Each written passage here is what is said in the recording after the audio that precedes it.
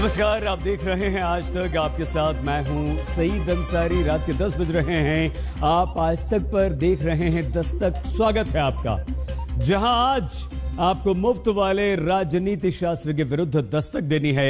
एक पुरानी कहावत है, मुफ्त का चंदन घिस मेरे नंदन। और साल 1972 में राजेश खन्ना मुमताज की फिल्म दुश्मन का एक गाना भी है, वादे पे तेरे मारा गया बंदा मैं सीधा साधा। ऐसे ही मुफ्त के वादों का मुफ्त काल अभी 5 राज्यों में चुनाव नजदीक आने के साथ बढ़ता जा रहा है। मुफ्त का चंदन घिसकर सत्ता का तलक लगाने में आम आदमी पार्टी सबसे आगे चल रही है। दिल्ली के मुख्यमंत्री अरविंद केजरीवाल ने पंजाब, गोवा, उत्तराखंड, यूपी में मुफ्त बिजली के बाद अब पंजाब में हर महिला को 1,000 रुपए प्रति महीने के बाद 10,000 10,000 रुपए देने का ऐलान किया है। ये 1,000 रुपए हर महिला को दिया जाएगा। यानी मुफ्त के वादे के लिए जनता का ही करीब 940 करोड़ रुपए हर महीने जनता को ही देने का दांव चला गया है। आज मैं एक बहुत बड़ा ऐलान करने आया हूं। अगर एक परिवार में एक बेटी है, एक बहू है, एक सास है, तो तीनों के अकाउंट में 1,000 रुपए आएंगे। पंजाब में आम आदमी पार्टी की सरकार हर परिवार को 300 यूनिट तक बिजली मुफ्त देगी।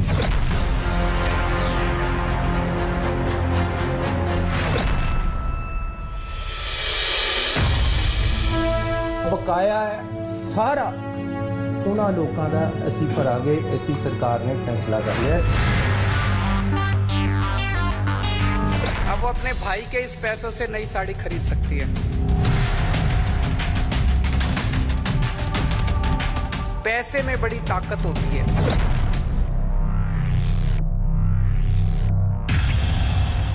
पैसे की ताकत ही तो है जो पंजाब की 94 लाख महिला मतदाताओं के खाते में सत्ता में आने पर हर महीने 1,000 रुपए देने का वादा अरविंद केजरीवाल कर देते हैं। हर महीने 1,000 मतलब महीने का खर्चा 940 करोड़ रुपए। सत्ता मिली तो साल भर का खर्चा 11,280 करोड़ रुपए। मुफ्त के एक वादे के 5 साल का खर्चा 56,400 करोड़ रुपए। क्या सत्ता तक पहुंचने के लिए आम आदमी का ही पैसा आम आदमी को ही देने वाली मुफ्त काल की क्रांति की नई जनक अब आम आदमी पार्टी है। आम आदमी पार्टी की पंजाब में सरकार बनेगी। पंजाब की हर महिला को, 18 साल से ऊपर की हर महिला को हर महीने 1,000 रुपए उसके अकाउंट में हम डलवाया करेंगे। अगर एक परिवार में एक बेटी है, एक बहू है, एक सास है, तो तीनों के अकाउंट में 1,000 रुपए आएंगे। 18 वर्ष से ऊपर की हर महिला को पंजाब में अपनी सरकार बनने पर महीने के 1,000 रुपए देने के वादे को महिलाओं के सशक्तिकरण का सबसे बड़ा कार्यक्रम भी बता दिया जाता है। जिन माताओं को बुढ़ापा पेंशन मिल रही है, उनको बुढ़ापा पेंशन मिलती रहेगी, उसके अलावा 1,000 रुपए मिला करेंगे। पिछले कई दिनों से मैं इसके ऊपर काम कर रहा हूं। ये केवल पंजाब नहीं, ये केवल भारत नहीं, ये दुनिया के इतिहास का सबसे बड़ा महिला सशक्तिकरण कार्यक्रम होने वाला है। राजनीतिक दलों को वाकई महिला सशक्तिकरण की कितनी चिंता है, इस बात से जान लीजिए कि 2017 में पंजाब की 117 सीटों पर सिर्फ 6 महिला जीतकर विधायक बनी, यानी केवल 5%। पंजाब में कांग्रेस ने 2017 में केवल 11 महिलाओं को टिकट दिया, आम आदमी पार्टी ने 9 महिलाओं को टिकट दिया और अकाली दल बीजेपी मिलकर लड़े और 7 महिला कैंडिडेट उतार पाए। सियासत में उन्हीं महिलाओं के वोट से सरकार बनने पर 1,000 रुपए हर महीने खाते में देने के वादे से महिला सशक्तिकरण होगा या फिर अपनी सत्ता का सशक्तिकरण चाहा जाता है। कई बार किसी बेटी का मन करता है नया सूट खरीद लूं, पिताजी के पास जाके पैसे मांगने पड़ते हैं, शर्म आती है, पिताजी पता नहीं देंगे नहीं देंगे। अब उसको पिताजी के पास जाने की जरूरत नहीं, वो मार्केट जाके सूट खरीद के ला सकती है। कितनी सारी हाउसवाइफ हैं, गृहिणियां हैं, अब वो खुद अपने 1,000 रुपए से अपने बच्चों के लिए छोटी छोटी चीजें खरीद सकती है। उसका मन करता है मैं नई साड़ी खरीद लूं। कई साल हो गए पति ने साड़ी नहीं दिलाई, अब वो अपने भाई के इस पैसों से नई साड़ी खरीद सकती है। माताएं हैं, बूढ़ी माताएं हैं, 10 रुपए इधर से बचा लिए, 20 रुपए उधर से बचा लिए, बचा बचा के पैसे जमा करती हैं। कभी बेटी मायके आएगी, मायके उसको बेटी को चुपके से थोड़े से पैसे उसके हाथ पे रख देती है। बेटी मायके आती है, माँ 100 रुपए बड़ी मुश्किल से निकाल के देती है। अब माँ उसको 1000 रुपए दिया करेगी, कहेगी मेरे बेटे ने भिजवाए हैं 1000 रुपए तेरे लिए। अदालतें और चुनाव आयोग भी मुफ्त के वादों को वोट के लिए रिश्वत मानकर तमाम निर्देश दे चुकी, लेकिन सुनने वाला कोई दल नहीं। पंजाब में पहले अरविंद केजरीवाल ने 300 यूनिट तक फ्री बिजली का वादा किया, फिर अकाली दल ने 400 यूनिट मुफ्त बिजली देने का वादा किया, फिर पंजाब की सरकार ने तुरंत 53 लाख लोगों के बकाया बिजली बिल सरकारी खजाने से भरने की बात कह दी। अकाली दल गरीब महिलाओं को हर महीने 2000 रुपए देने का वादा कर चुका है। अब केजरीवाल हर महीने महिलाओं को 1000 रुपए महीना देने का वादा करते हैं। वो बकाया है सारा उन्होंने लोगों का असी भरांगे, असी सरकार ने फैसला। ये सब इसलिए क्योंकि ऐसे वादे जनता को लुभाकर फंसाकर वोट हासिल करने के बहुत काम आते हैं। इसकी कीमत कोई पार्टी अपने फंड से नहीं भरती, बल्कि जनता की जेब से ही वसूल कर भरवाया जाता है। कहते हैं पैसे में बड़ी ताकत होती है। होती है। अगर जेब में पैसा हो तो फिर आदमी कुछ भी खरीद सकता है, कहीं भी जा सकता है, आदमी को आजादी मिल जाती है। पैसा बड़ी ताकत देता है। क्या पैसे की इसी ताकत का इस्तेमाल पंजाब में महिला मतदाताओं को अपने पाले में लाने के लिए नहीं हो रहा? 2017 के चुनावी आंकड़ों के मुताबिक पंजाब में 94 लाख महिला वोटर हैं, 1 करोड़ 5 लाख पुरुष मतदाता। महिला वोटर इसलिए बहुत अहम है क्योंकि पंजाब में 2012 हो या 2017 दोनों चुनाव में पुरुषों से ज्यादा वोट देने के लिए बूथ तक महिलाएं आईं। बड़ी सोच समझ के मैं वादा करता हूं, लेकिन केजरीवाल जो कहता है वो करता है। मैं हवा में बात नहीं करता। मुफ्त के वादों की कीमत जनता को ही भरनी पड़ती है। गवाही दिल्ली में आकर इन तस्वीरों को देखकर समझ लीजिए। मुफ्त में दिल्ली वालों को बिजली और पानी तो मिलने लगा, लेकिन उसी मुफ्त के चक्कर में वर्षों से किया जा रहा यमुना सफाई का वादा बस वादा रह जाता है। सफेद झाग उठता है जहरीला प्रदूषण वाला। मुफ्त की योजनाओं के चक्कर में डॉक्टर महीनों से वेतन न पाने के चक्कर में लटकाए जाते हैं। सरकारी अस्पताल के डॉक्टर हड़ताल के लिए मजबूर हो जाते हैं और बीजेपी शासित एमसीडी आम आदमी पार्टी आपस में फंड की लड़ाई लड़ते रह जाते हैं। मुफ्तवादी राजनीति में पिसती है जनता। लाख अदालतें कहें, लाख चुनाव आयोग नियम बनाए, लेकिन मुफ्त का वादा सत्ता पाने का अचूक मंत्र बना दिया जाता है जहां पैसा बोलता है। कहते हैं पैसे में बड़ी ताकत होती है। होती है। अगर जेब में पैसा हो तो फिर आदमी कुछ भी खरीद सकता है। आज तक ब्यूरो।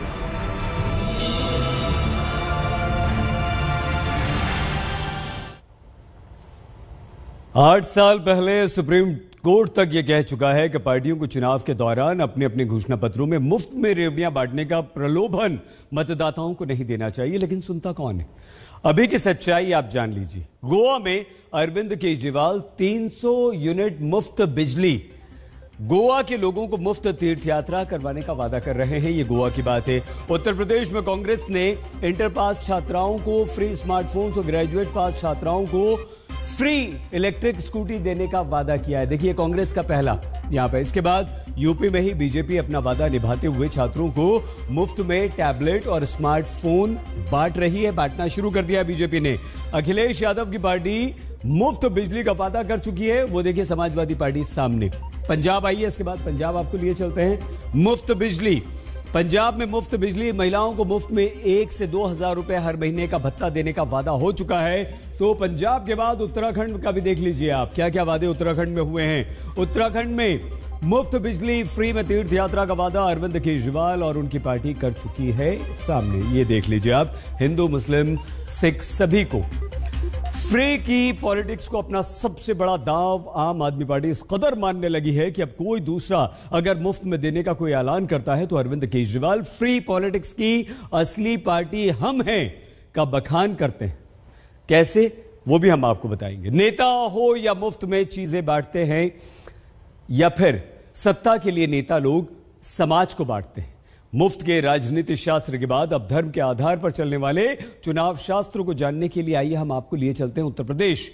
उत्तर प्रदेश में चुनाव में बेरोजगारी, महंगाई, बिजली, सड़क, पानी के मुद्दे अभी सुनाई देने बंद हो चुके हैं। सीएए, एनआरसी, जिन्नावादी, नमाजवादी, समान नागरिक संहिता के मुद्दे उछल रहे हैं क्योंकि इनसे वोट बढ़ता है। एक रिपोर्ट हमारी पहले आप देख लीजिए, उसके बाद हम आपको ये बताएंगे कि आखिर धर्म के आधार पर चुनावी शास्त्र क्यों मजबूत होता है। सीएए यानी नागरिकता संशोधन कानून, जिसका अभी कोई जिक्र भी नहीं हो रहा, अचानक मुद्दा उठता है। समान नागरिक संहिता पर उत्तर प्रदेश में बहस होने लगती है। नवंबर की शुरुआत से जिन्ना के नाम पर बयानबाजी लगातार जारी है। यूपी में लौटकर चुनाव धर्म पर टिकने लगा, जिनसे वोटों का ध्रुवीकरण तय, समाज बटेगा, वोट कटेगा। वोट बांटने के लगातार राजनीतिक आरोपी असदुद्दीन ओवैसी इस कहानी के फिर से पहले किरदार। वजह जानने के लिए बाराबंकी की रैली को सुनिए। हम मुतालबा करते हैं कि सीएए कानून को भी वापस लिया जाए। हमसे मीडिया वाले पूछ रहे हैं कि अगर नहीं करे तो क्या करेंगे। अगर एनपीआर और एनआरसी का कानून बनाएंगे तो हम दोबारा रोड पे निकलेंगे। यहीं पर भी शाहीन बाग बनेगा इंशाअल्लाह ताला। याद रखना। सीएए यानी नागरिकता संशोधन कानून के खिलाफ दिल्ली के शाहीन बाग में 100 दिन तक आंदोलन चला था। उसी शाहीन बाग का जिक्र ओवैसी करते हैं। उत्तर प्रदेश में हर 10 में से 2 वोटर की ताकत रखने वाले मुस्लिमों को अपने साथ खींचने के मकसद से उत्तर प्रदेश की विधानसभा में 403 में से 143 सीट पर मुस्लिमों का असर है। 70 सीट पर मुस्लिम आबादी 20 से 30% के बीच है। 73 सीट ऐसी जहां मुसलमान 30% से ज्यादा। इसीलिए यूपी में शाहीन बाग बनाने की ओवैसी की चुनौती से जितने वोट मुस्लिमों के बटेंगे, दावा है उतने वोट समाजवादी पार्टी के घटेंगे। फायदा जानकार सीधे बीजेपी का बताते हैं। उनका चाचा है भाई, ये तो चाचा भतीजाओं की पार्टी है, अपना कह दे वो कर लेंगे। ओवैसी तो बीजेपी का चाचा है, उसे टीवी पे कहने की जरूरत ही नहीं, उनको कह देगा, मान लेंगे उसकी बात। ओवैसी का काम ही ये है बांटने का। उसकी अपनी एक दुकान है, अगर वो लकीर नहीं खींचेगा तो चलेगी कैसे। ओबीसी विभाजन की राजनीति करते हैं, कांग्रेस विभाजन की राजनीति करती है। टुकड़े टुकड़े गैंग में लगभग सभी लोग शामिल हैं।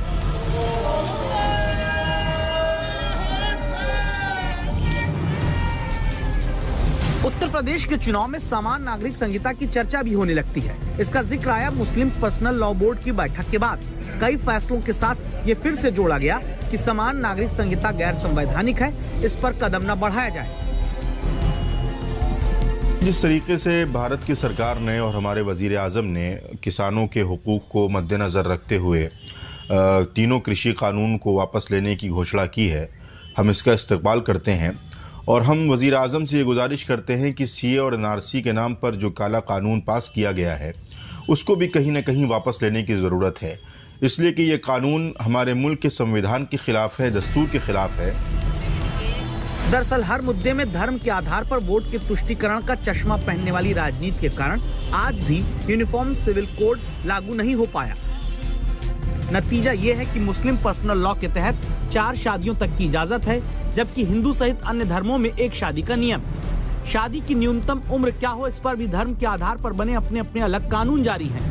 मुस्लिम पर्सनल लॉ में तलाक के बाद पति से गुजारा भत्ता संपत्ति का अधिकार नहीं है। तलाक के बाद मुस्लिम पुरुष तो तुरंत शादी कर सकता है, महिला को 4 महीने 10 दिन इंतजार करना होगा। ईसाई पर्सनल लॉ का अलग नियम कायदा, जहां शादीशुदा जोड़े को तलाक के लिए 2 साल तक अलग रहना जरूरी है। ईसाई पर्सनल लॉ में मां की संपत्ति पर लड़की का कोई अधिकार नहीं होता।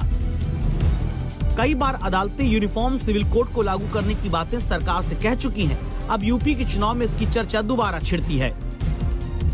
हमने ये मुतालबा किया है, ये डिमांड की है कि किसी भी ग्रोह के, हिंदुस्तान के अंदर जितने भी लोग हैं, जितने भी तबके हैं, जितने भी समुदाय हैं, उनके जो राइट्स हैं उसमें हुकूमत को मुदाखलत नहीं करनी चाहिए, उसमें इंटरफेयर नहीं करना चाहिए। और जितने भी तबकात हैं, जितने भी ग्रोह हैं, जितने भी कल्चरल ग्रोह हैं, रिलीजियस ग्रोह हैं, उनके साथ नाइंसाफी नहीं होनी चाहिए। अनुच्छेद 44 इस बात का उपबंध करता है कि भारत की सरकार इस देश में समान नागरिक संहिता को लागू करने का काम करे। इस देश में सबके लिए एक तरह के, एक बराबर के कानून होने चाहिए, लेकिन all India Muslim personal law board को कुछ मसलों पर सरिया कानून चाहिए होता है। लेकिन जब दंडात्मक विधियों के बारे में कहा जाए तब उन्हें सरिया कानून नहीं चाहिए। जो सरिया कानून यह प्रावधान करता है कि चोरी किए जाने पर हाथ काट लिए जाएं, ऐसे मसलों पर अगर सरिया कानून की वकालत करते तो बेहतर होता।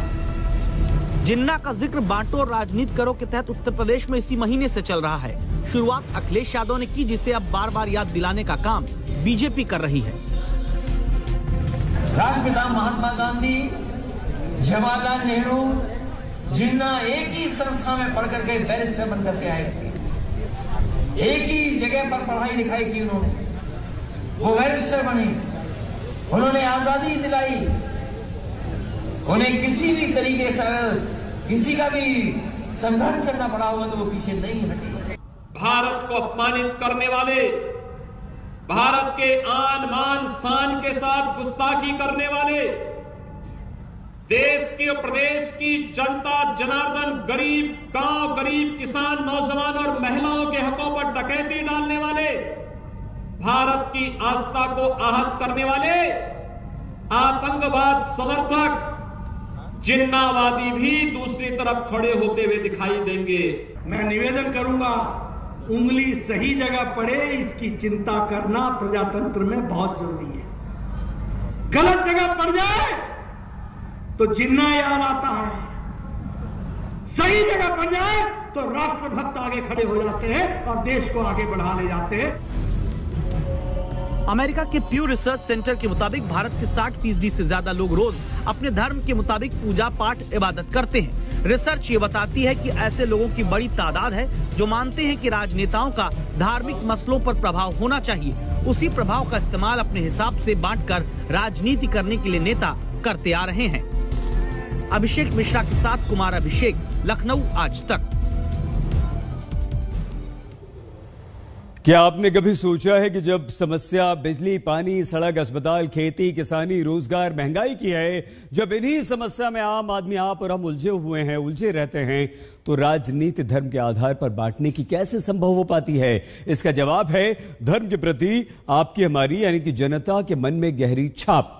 अमेरिकी प्यू रिसर्च सेंटर के आंकड़ों को आइए हम आपको दिखाते हैं, जवाब आप अपने आप समझ जाएंगे।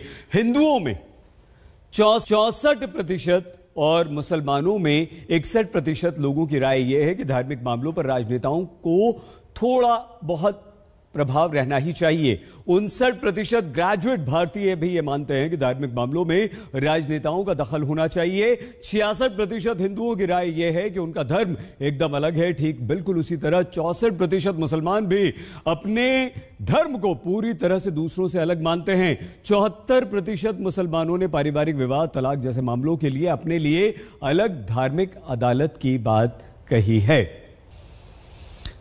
अपने अपने धर्म के प्रति ऐसे ही गंभीर झुकावों का इस्तेमाल धार्मिक भावनाओं को कभी उकसाकर, कभी बहलाकर राजनेता करते हैं और इसकी कीमत चुनाव के बाद आप और हम यानी कि आम आदमी चुकाता है। इसलिए दस्तक देना बहुत जरूरी है। तो दस्तक की अब इस रिपोर्ट में आप ये जान पाएंगे कि जब धर्म और मुफ्तवादी वादों में जनता को आखिर हासिल क्या होता है। कहानी भ्रष्टाचार के उस गठजोड़ की है जिसके कारण 10,000 लोगों के लिए जरूरी पुल 5 साल पहले एक बारिश नहीं झेल पाया। फिर साल बीतते गए लेकिन पुल कभी तैयार करने कोई नहीं आया।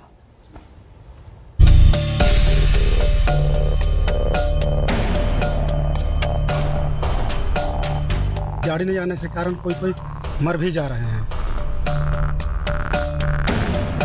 6-7 महीना के बाद में पहली बरसात में ध्वस्त हो गया।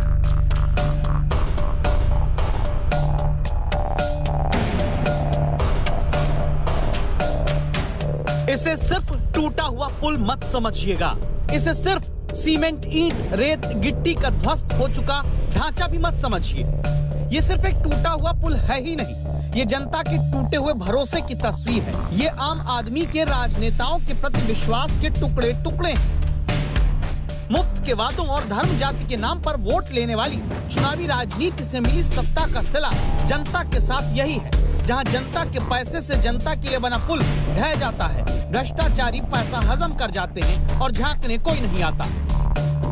वर्षों बीत जाते हैं, टूटा हुआ पुल टूटा रह जाता है। अपनी जान बचाने की जिम्मेदारी जनता के ही कंधों पर टांग कर सिस्टम और सरकार सब भूल जाते हैं। ये कहानी झारखंड के गुमला जिले की। 25 गांवों को विकास के रास्ते से जोड़ने वाला ये पुल 5 साल पहले गिरा था। 5 साल जितना वक्त सरकार बदल देता, लेकिन जनता के पुल की किस्मत नहीं बदली। उम्मीदों की शरण देने वाला पुल मरण की हालत में छोड़ गया। कोई बार बीमार हो जाता है, उसमें ऐसा दिक्कत हो जाता है कि गाड़ी नहीं आने के कारण कोई मर भी जा रहे हैं। और पुल और रोड के चक्कर में हम लोग बड़े टापू के तरफ हम लोग माने बैसल हुए हैं। जनता टापू जैसे हालात में छोड़ दी गई। पुल बनाना फिर किसी को याद नहीं आया। लोकतंत्र में जो आम आदमी सबसे मजबूत स्तंभ माना गया, उसके लिए बने पुल के खंभे 2016 में ढहे। 10,000 आबादी के लिए ढह चुके पुल को उठाने वाला कोई नहीं आया। पहली बरसात में 6-7 महीना के बाद में पहली बरसात में ध्वस्त हो गया। 17 की 18 किलोमीटर घूम के एम्बुलेंस से 4 चक्किया 5 चक्किया आता है इधर से। जहां न एम्बुलेंस पहुंच सकती है, न कोई और साधन, वहां कैसे रहते होंगे आम लोग।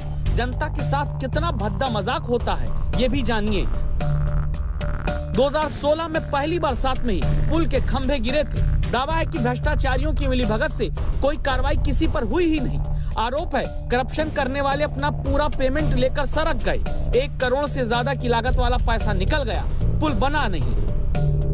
हम तो जस्ट 20 तारीख को माने शाम में ज्वाइन यहाँ प्रभार लिए हैं और कुछ पुल के अपने आप हम अपने स्थल निरीक्षण किए हैं।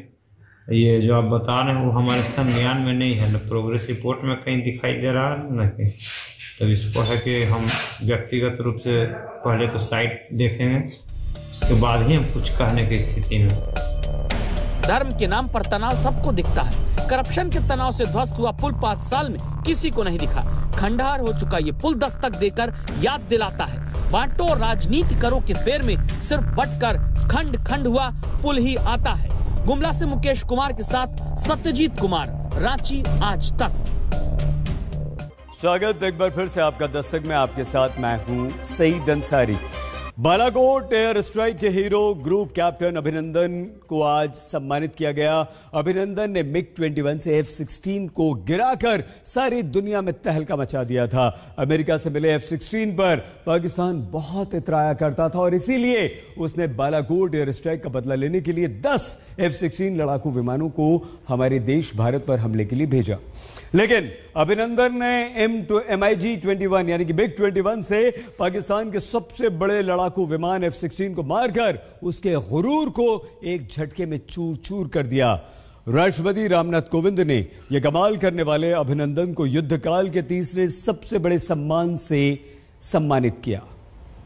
शत्रु का मुकाबला करते हुए वीरता के लिए वीर चक्र, विंग कमांडर अब ग्रुप कैप्टन, वर्तमान अभिनंदन उड़ान पायलट। भारत के शूरवीर का चेहरा तो आपको याद ही होगा। राष्ट्रपति के हाथों वीर चक्र से सम्मानित होने वाले ये वही अभिनंदन है जिनके पराक्रम की वजह से 60 घंटे तक कांपता रहा था पाकिस्तान। कभी अभिनंदन का अंग्रेजी होता था कांग्रेचुलेशन, और अब अभिनंदन का अर्थ बदल जाएगा।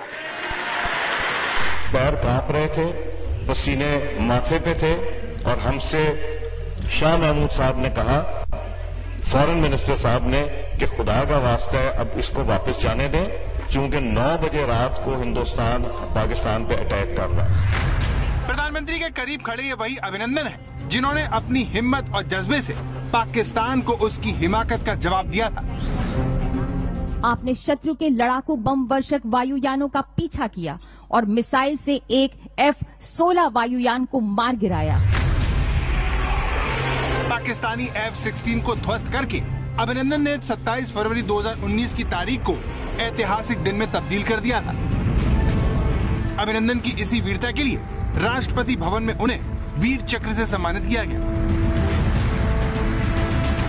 अभिनंदन ने अपनी व्यक्तिगत सुरक्षा की परवाह न करते हुए अपने कर्तव्य के प्रति असाधारण समर्पण तथा शत्रु के सामने अदम्य साहस और शौर्य का प्रदर्शन किया। ग्रुप कैप्टन वर्तमान अभिनंदन ने पहले दुश्मन की एयर स्पेस में घुसकर अपने तीसरी पीढ़ी के लड़ाकू विमान MiG-21 से चौथी पीढ़ी के पाकिस्तानी F-16 को मार गिराया था।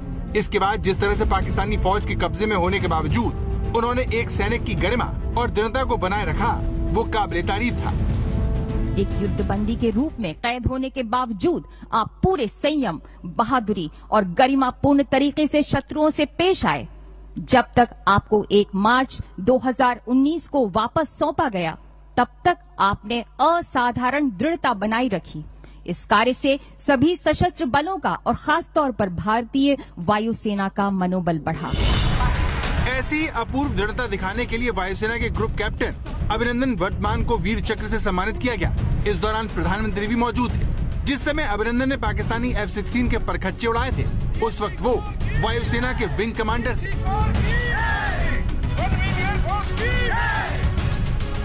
14 फरवरी 2019 को कश्मीर के पुलवामा में CRPF के काफिले पर फिदायन हमला हुआ था। इसमें 40 जवान शहीद हुए थे। हमले की जिम्मेदारी पाकिस्तानी आतंकवादी संगठन जैश-ए-मोहम्मद ने ली थी। मैं देश को भरोसा दिलाना चाहता हूं, हमारे जवानों का बलिदान व्यर्थ नहीं जाएगा। हमारे लिए भारत की अखंडता और संप्रभुता सर्वोच्च है और इसकी रक्षा करने से हमें कोई भी रोक नहीं सकता। इस हमले के बाद भारत ने 26 फरवरी को पाकिस्तान के बालाकोट में एयर स्ट्राइक की थी, जिसमें कई आतंकवादी मारे गए और उनके ठिकाने भी ध्वस्त हो गए थे। इससे बौखलाए पाकिस्तान ने अगले दिन यानी 27 फरवरी को कुछ F-16 विमानों को कश्मीर में भारत के सैन्य ठिकानों पर हमले के लिए भेजा था, जिसका भारत ने करारा जवाब दिया था। पाकिस्तानी विमानों ने भारतीय एयर स्पेस में घुसपैठ कर हमले की कोशिश की थी, लेकिन भारतीय वायुसेना की मुस्तैदी से उसके नापाक मंसूबे ध्वस्त हो गए। भारत के MiG-21 और मिराज लड़ाकू विमानों ने उन्हें खदेड़ दिया था। MiG-21 के पायलट अभिनंदन ने डॉग फाइट में पाकिस्तानी विमान को मार गिराया था। इस दौरान भारतीय विमान भी POK में जा गिरा था और पाकिस्तानी सैनिकों ने अभिनंदन को पकड़ लिया था। इसके बाद भारत ने कूटनीतिक तरीके से 1 मार्च को उन्हें छुड़ा लिया था। हिंदुस्तान का पायलट हमने पकड़ा हुआ है। हम एज ए पीस जेस्चर हम उसको कल रिहा करने लगे हैं हिंदुस्तान को वापस। ये बात पाकिस्तान भी जानता था कि वो अभिनंदन को ज्यादा दिन तक कैद नहीं रख पाएगा, इसीलिए उसने अभिनंदन को छोड़ने में ही अपनी बेहतरी समझी। अभिनंदन की वीरता सिर्फ इतनी नहीं थी कि उन्होंने F-16 को कम उन्नत MiG-21 से मार गिराया था, बल्कि जिस तरीके से उन्होंने पाकिस्तानी कैद में एक सैनिक की गरिमा और दृढ़ता को बनाए रखा, वो काबिले तारीफ था। हमने पाकिस्तान को किसी प्रकार की कोई इंटेलिजेंस नहीं दी, किसी प्रकार की कोई इन्फॉर्मेशन नहीं दी। पाकिस्तान ने जो भी उनसे पूछा तो उन्होंने जिनेवा कन्वेंशन के मुताबिक बोला, ये मेरा नाम है, मैं फलानी जगह का रहने वाला हूँ, ये मेरा डेट ऑफ बर्थ है और मैं इंडियन एयरफोर्स का ऑफिसर हूँ। इसके अलावा उन्होंने किसी प्रकार की कोई जानकारी नहीं दी। इसके बावजूद कि पाकिस्तान की ISI और पाकिस्तान की आर्मी ने हर प्रकार से उनको धमकाया, हर प्रकार से उनको मेंटली टॉर्चर किया, कुछ हद तक फिजिकली भी टॉर्चर किया, लेकिन उसके बावजूद भी उन्होंने देश की इज्जत और किसी प्रकार की कोई इनपुट या इन्फॉर्मेशन नहीं दी। पाकिस्तानी फौज के साथ चाय वाला ये वीडियो 2 साल पहले काफी वायरल हुआ था। इस तस्वीर में पाकिस्तानी फौज के सामने अभिनंदन निर्भीकता की मिसाल पेश कर रहे थे। The tea is fantastic. Thank you. Okay. And now coming over to some specifics. Which aircraft you were flying? I'm sorry, Major. I'm not supposed to tell you this, but I'm sure you found the wreckage. And what was your mission? I'm sorry, I'm not supposed to tell you this. अभिनंदन का रौब उनकी तब की मूंछों से भी mail खा रहा था, जिसने तब काफी सुर्खियां बटोरी। देश भर के लोगों में उनकी तरह मूंछें रखने का क्रेज हुआ। लेकिन जब अभिनंदन राष्ट्रपति रामनाथ कोविंद के हाथों वीर चक्र लेने पहुंचे, तो उनकी मूंछें पहले से छोटी नजर आई। युद्ध काल में अदम्य साहस के लिए अभिनंदन को वीर चक्र दिया गया है। ये युद्ध काल में दिया जाने वाला तीसरा सबसे बड़ा सैन्य सम्मान है। पहले नंबर पर परमवीर चक्र और दूसरे नंबर पर महावीर चक्र होता है। आज तक ब्यूरो।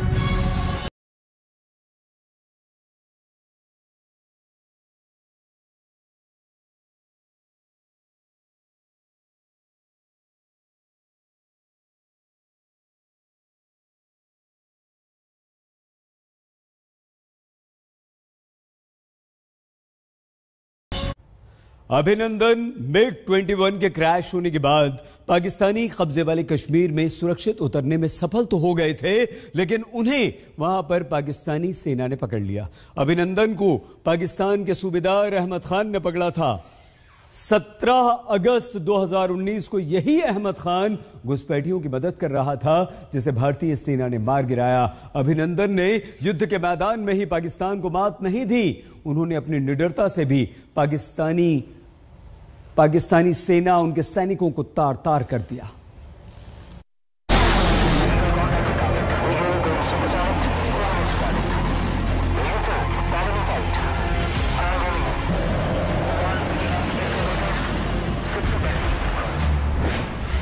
मार्च 2019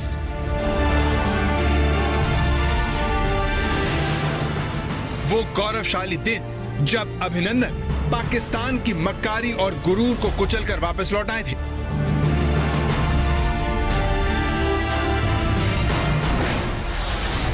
अभिनंदन के भारत लौटने से चंद घंटों पहले बालाकोट एयर स्ट्राइक से पाकिस्तान कांप रहा था। पाकिस्तान की सेना अपमान की आग में जल रही थी। तब अभिनंदन पाकिस्तानी आर्मी के कब्जे में थे। जो पाकिस्तान भारतीय सैनिकों के साथ बर्बरता करने के लिए कुख्यात है, उसकी कैद में भी अभिनंदन ने न तो अपनी गर्दन झुकाई और न ही रौब को गम किया। हर हिंदुस्तानी सैनिक की तरह अभिनंदन के कंधे चौड़े और आवाज में आत्मविश्वास था। I hope you like the tea. The tea is fantastic. Thank you. Okay. And now coming over to some specifics. Which aircraft you were flying? I'm sorry, Major. I'm not supposed to tell you this, but I'm sure you found the wreckage. And what was your mission? I'm sorry, I'm not supposed to tell you this.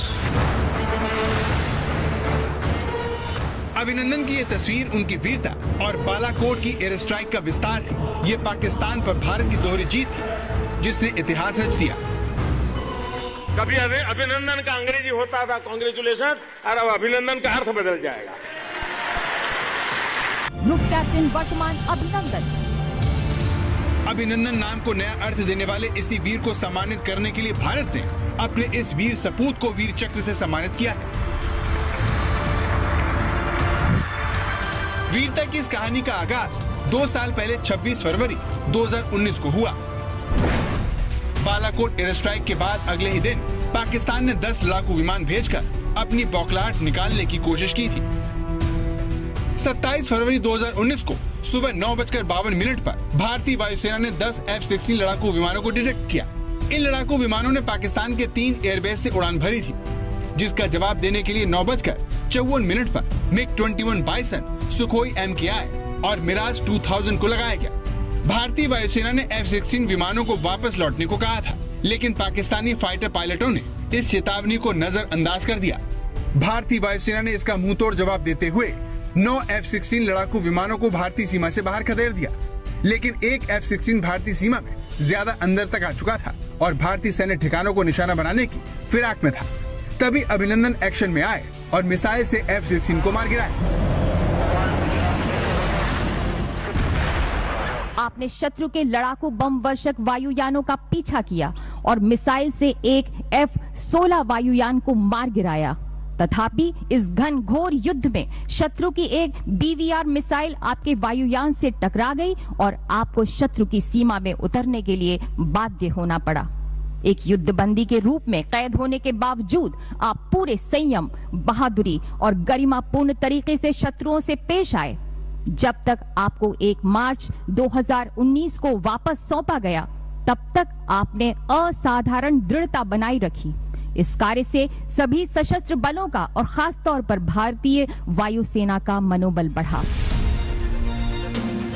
हालांकि शौर्य को अंजाम देते हुए अभिनंदन का विमान दुर्घटनाग्रस्त हो गया। वो समय रहते विमान से कूदने में कामयाब तो रहे, लेकिन तब तक पाकिस्तानी सीमा में पहुंच चुके थे। मेरे इस तरफ वो विलेज है होरान विलेज एक छोटा सा लोकेलिटी है। ये लोकेलिटी तकरीबन 80 से 100 घरों की है। लोग यहाँ रहते हैं, आप देख सकते हैं पक्के मकान हैं। उसके पीछे जो पहाड़ है वो पहाड़ के उस तरफ लाइन ऑफ कंट्रोल है। ये वही साइड है जहाँ से ये जहाज़ इस तरफ आए थे, पाकिस्तानी एयर स्पेस के अंदर आए थे। इंडिया के मिग एयरप्लेन्स जिनकी पाकिस्तानी जहाज़ों से लड़ाई हुई, डॉग फाइट हुई, और उसके बाद जब जहाज़ लैंड हुआ, जहाज़ एक और जगह जाके गिरा। विंग कमांडर अभिनंदन जहाँ आके उनका पैर लगा इंडियन साइड ऑफ कश्मीर पे, वो पाकिस्तान साइड ऑफ कश्मीर पे, वो ये जगह है। हम इस वक्त उस पहाड़ के ऊपर खड़े हैं जहाँ पे आप ये जगह देख सकते हैं। यहाँ पे आके विंग कमांडर अभिनंदन ने लैंड किया। इस वक्त अभिनंदन भले ही पाकिस्तानी कब्जे में है, लेकिन उसके F-16 को मिट्टी में मिलाकर वो अपनी काबिलियत और वीरता का उदाहरण पेश कर चुके थे, क्योंकि MiG-21 बाइसन का अमेरिकी F-16 से कोई मुकाबला नहीं है। MiG-21 सोवियत रूस का बनाया हुआ लड़ाकू विमान है जो 1970 के दशक का फाइटर प्लेन है, जबकि फाइटिंग फाल्कन और वाइपर नाम से मशहूर F-16 को अमेरिका ने बनाया है और ये 1990 के दशक का विमान है। यानी दोनों ही विमानों में 30 साल से ज्यादा का अंतर है। MiG-21 में 1000 किलो तक के कई तरह के बम दुश्मन के इलाके पर बरसाए जा सकते हैं, जबकि F-16 हवा से हवा में मार करने वाली 6 मिसाइलों से लैस है और ये परमाणु हथियार भी ले जाने में सक्षम है। MiG-21 की अधिकतम रफ्तार 2230 किलोमीटर प्रति घंटा है, तो F-16 की अधिकतम रफ्तार 2414 किलोमीटर प्रति घंटा है। इन दोनों ही विमानों में इसी अंतर के चलते दुनिया भर में अभिनंदन की जमकर तारीफ हुई। रशियन टुडे में रूसी जानकारों ने अभिनंदन की बहादुरी की सराहना करते हुए लिखा, ये कहना सही नहीं होगा कि MiG-21 ने F-16 को मार गिराया, बल्कि ये कहना सही होगा कि MiG-21 से F-16 को मार गिराने में ज्यादा अहम भूमिका MiG-21 में सवार पायलट की होगी। ग्रुप कैप्टन अभिनंदन MiG-21 बाइसन, जो कि तकरीबन F-16 के बनिस्बत 20 साल पुराना एक फाइटर एयरक्राफ्ट है, लेकिन उसके बावजूद उन्होंने F-16 को मार गिराया। चाहे यूनाइटेड स्टेट्स इसका खंडन करता हो, क्योंकि उन्हें भी लगता है कि ऐसे कैसे हो गया कि MiG-21 बाइसन जो इतना पुराना एयरक्राफ्ट है, उसने एक आधुनिक F-16 को मार गिराया। यही कारण है कि आज ग्रुप कैप्टन अभिनंदन को VRC से सम्मानित किया गया। अभिनंदन की इस कामयाबी ने दुनिया भर में भारतीय पायलटों की काबिलियत को सामने रख दिया और भारत में ये चर्चा छेड़ दी कि अगर अभिनंदन के पास रफाल जैसे लड़ाकू विमान होता तो पाकिस्तान की क्या हालत होती। इन दिनों बहुत चर्चा चल रही है और एक स्वर उठ रहा है, राफेल की कमी आज देश ने महसूस की है। आज हिंदुस्तान एक स्वर में कह रहा है कि अगर हमारे पास आज राफेल होता तो शायद इससे भी नतीजा कुछ और होता।